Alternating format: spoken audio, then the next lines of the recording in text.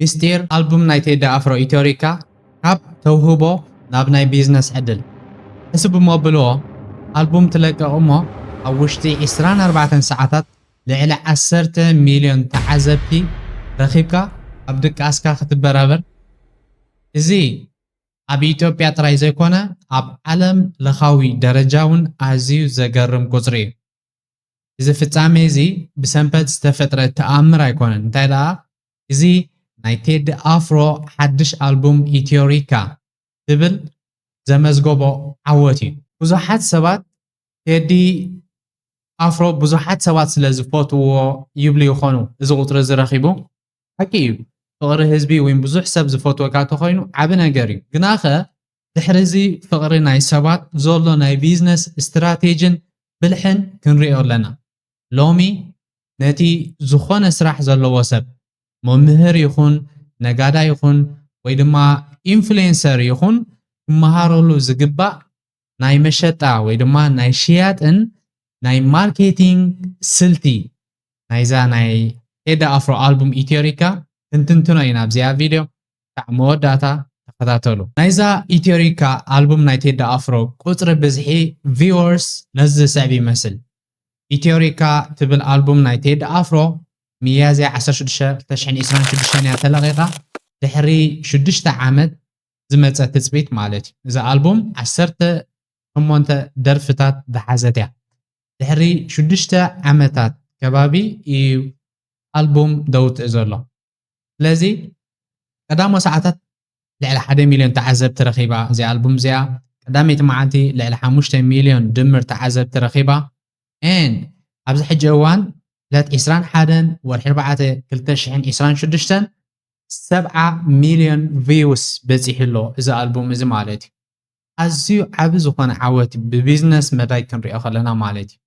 እዚ ቁፅሪ እዚ ዝነግረና ነገር እንተደኣ ሃልዩ ቴዲ ኣፍሮ ሙዚቀኛ ጥራይ ዘይኮነ ኣቴንሽን ወይ ኣቓልቦ ሰባት ብኸመይ ከም ዝውነን ዝፈልጥ ክኢላ ምዃኑ እዩ። ኣብ ቢዝነስ ኣቓልቦ ሰባት ማለት ገንዘብ ማለት እዩ።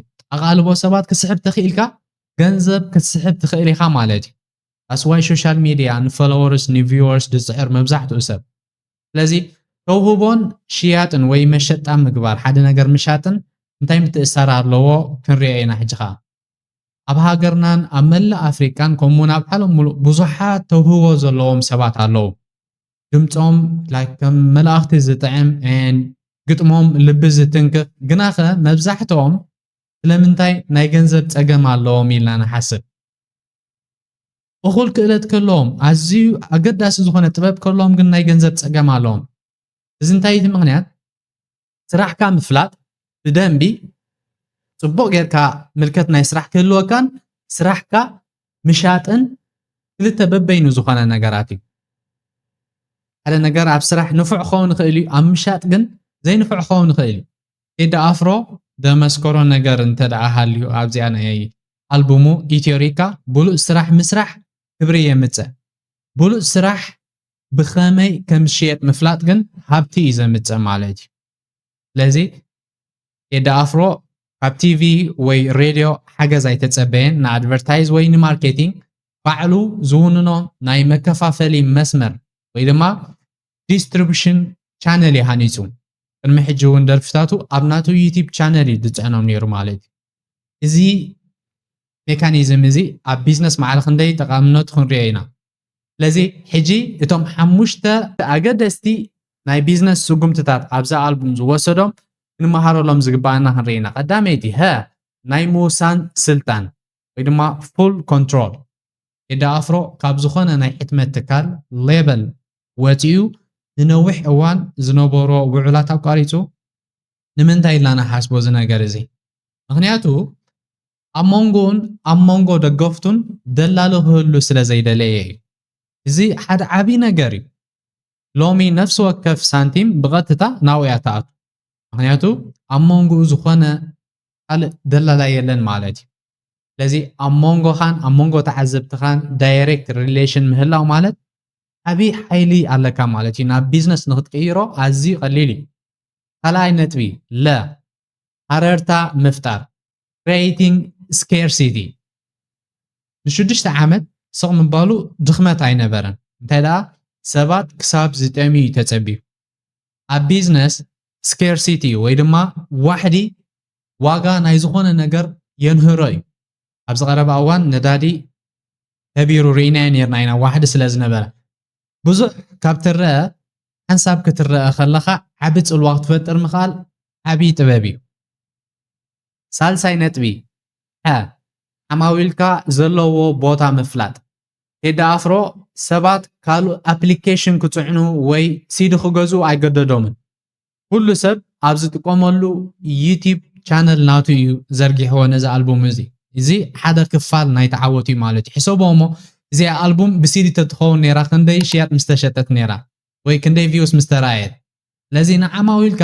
ከተጸግሞም የብልካን ንስኻ ኢኻ ናብኦም ትኸይድ ማለት እዩ ራብዓይ ነጥቢ ደገፍትኻ ከም ናይ ማርኬቲንግ ቲም ክትጥቀመሎም ኣለካ ቴዲ ኣፍሮ ደገፍቲ ጥራይ ዘይኮኑስ ወኪላት ማርኬቲንግ ወይ ድማ ብራንድ ኣምባሳደርስ እዩ ገይርዎም ሓንቲ ደርፊ ምስ ወፀት ሚልዮናት ሰባት ብናቶም ውልቃዊ ድሌት ኣብ ዋትሳፕ ይኹን ኣብ ፌስቡክ ይዝርግሕዎ ነቲ ደርፍታት ናቱ ማለት እዩ እዚ ብገንዘብ ክዕደግ ዘይክእል word of mouth ተባሂሉ ይጽዋዕ ኣብ ዓለም ናይ ማርኬቲንግ ኣዝዩ ዝዓበየ ነገር ኢኻ ንብረትካ ምውናን asset ownership ቴዲ ኣፍሮ ነተን ደርፍታት ኣይሸጠንን ንባዕሉ እዩ ሒዝወን እዚ ማለት ንመጻይ 20 ወይ 30 ዓመት ዝቕጽል ናይ ትውልዲ ኣታዊ ፓሲቭ ኢንካም ኢልና ንጽውዖ ኣረጋጊጹሎ ማለት እዩ ስለዚ ዘን ደርፊ ኣብኡ ሓሊፈንሲ ንደቁ ኢንካም ጀነሬት ክገብራ ዝኽእል እየን ማለት እዩ ምክንያቱ ባዕሉ ስለ ዝውነነን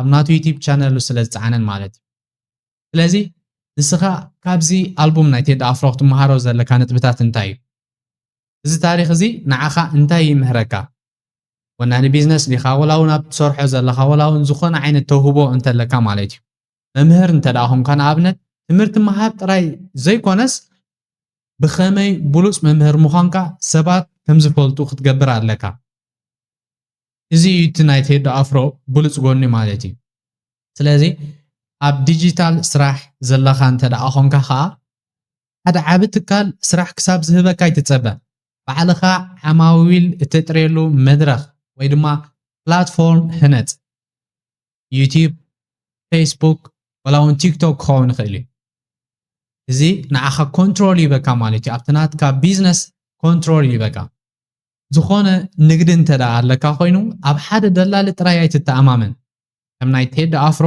ምስ ዓማዊልካ ቀጥታዊ ርክብ ይሃለወካ እዚ ሓደ ሓያል ዝኾነ ናይ ቢዝነስ ስትራቴጂ ተውህቦ ዘለካ እንተደኣ ኮንካ ከም ናይ ቴዲ ኣፍሮ ከዓ ተውህቦ ጥራይ ባኒ ኣይዕድግን እዩ ወይ እንጀራ የምፃልካን እዩ ስለዚ ተውህቦኻ ምስ ናይ ቢዝነስ ፍልጠት ክትተሓሕዞ ኣለካ ብሉፅ መፅሓፍ ፅሒፍካ ብሉፅ ደርፊ ደሪፍካ ከተሽጦ ወይ ንሰባት ከተብፅሖ ተዘይትኽኢልካ እንጀራ ይትረኽበሉን ኢኻ ማለት እዩ ስለዚ ብዓይኒ ቢዝነስ ትርጉም የብሉ እንትናትካ ክእለት ወይ እንትናትካ ተውህቦ ስለዚ ኣብ ዝኾነ እዋን ሓደ ሰብ ስራሕካ ጥራይ ጽቡቕ ይኹን እምበር ማርኬቲንግ ኣየድልን እዩ እንተይሉካ ነቲ 70 ሚልዮን ተዓዘብቲ ዝረኸበ ናይ ቴዲ ኣፍሮ ኣብ ውሕዳት መዓልታት ኢትዮሪካ ትብል ኣልቡም ክዝክሮ ኣለካ ቴዲ ደሪፉ ጥራይ ዘይኮነስ ስርሑ ክሸየጥ እውን ክኢሉ እዩ ኣብዚ ታሪክ እዚ ዝበለፀ ዝተምሃርካዮ ነጥቢ እንተደኣ ኣሎ ወይ ድማ ንዓኻ ዝመሰጠካ ነገር እንተደኣ ኣሎ ካብዚ ዝጠቐስክዎ ኣቐዲመ ኣብ ኮመንት ግደፉለይ ወይ ኣብ ኮመንት ጽሓፉለይ እዚ ቪድዮ እዚ ንኻልኦት ክበፅሕ ድማ ላይክን ሼርን ኣይትረስዑ ቴንክ ዩ የቐኒየለይ